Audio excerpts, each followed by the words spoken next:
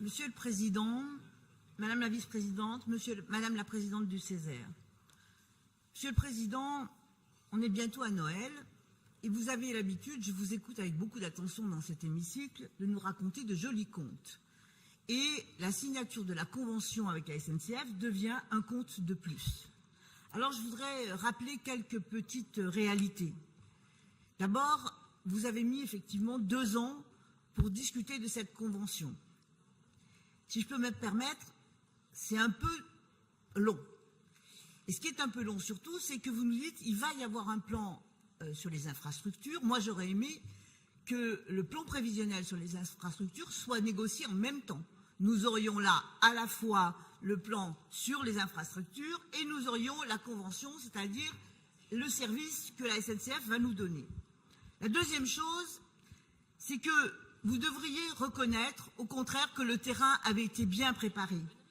Et si aujourd'hui, vous pouvez vous offrir un joli cadeau en termes de communication, ben c'est un peu beaucoup grâce à ce que nous avons fait, et notamment à ce que nous avons fait voter par l'Assemblée du Conseil régional Rhône-Alpes, c'est-à-dire en 2015, le cahier des charges où tout ce que vous venez de dénoncer était les demandes que nous formulions à la SNCF.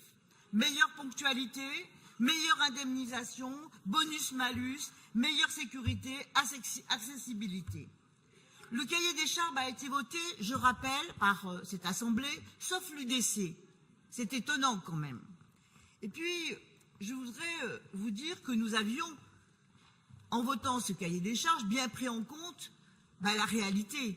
Et la réalité, c'était que nous avions signé une convention en 2007. Et qu'en 2007, l'objectif des régions, c'était de mettre plus de trains. Est-ce qu'on peut regarder un tout petit peu en arrière et voir d'où on vient?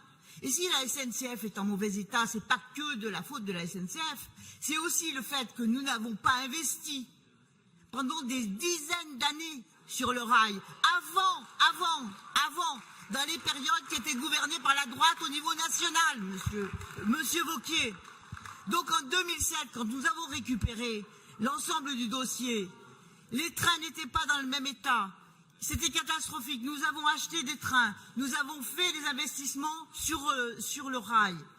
Donc moi je dis, vous devriez remercier le bilan excellent des 2 régions sur ces dernières années.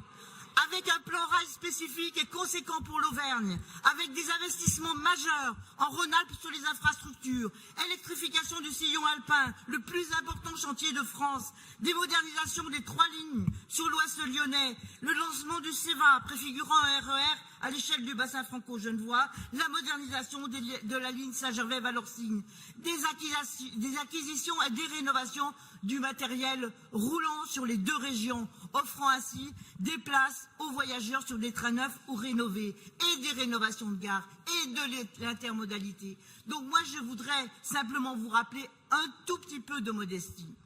Et si, comme nous en avons l'habitude, avant vous, il n'y avait rien, avant vous, il ne se passait rien, moi, je vous dis, aujourd'hui, il y a quand même un certain nombre de gens, y compris en Rhône-Alpes, dans cette région, qui ont un peu de mémoire pour savoir que ces 2 régions n'ont pas été des régions virtuelles sur la question du transport.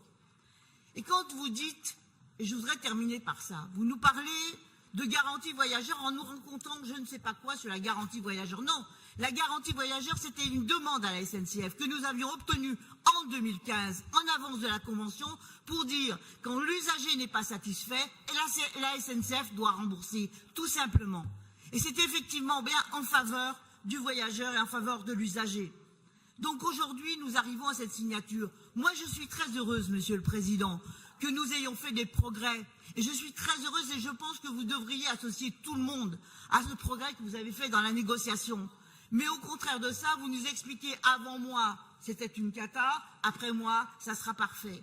Alors moi, j'attends effectivement tout ce qui doit venir par la suite, et notamment cette discussion sur les infrastructures, qui ne met pas en cause que l'État, mais aussi SNCF Réseau. Parce que quand nous rentrons sur les travaux, nous avons aussi des concurrences avec les autres régions. Donc obtenir aujourd'hui que SNCF Réseau travaille prioritairement en Rhône-Alpes, ça veut dire qu'effectivement, ça pouvait être une discussion avec la SNCF dans ce cadre et dans le cadre de cette convention. Je passe la parole, avec votre permission, à M. Vuillerme.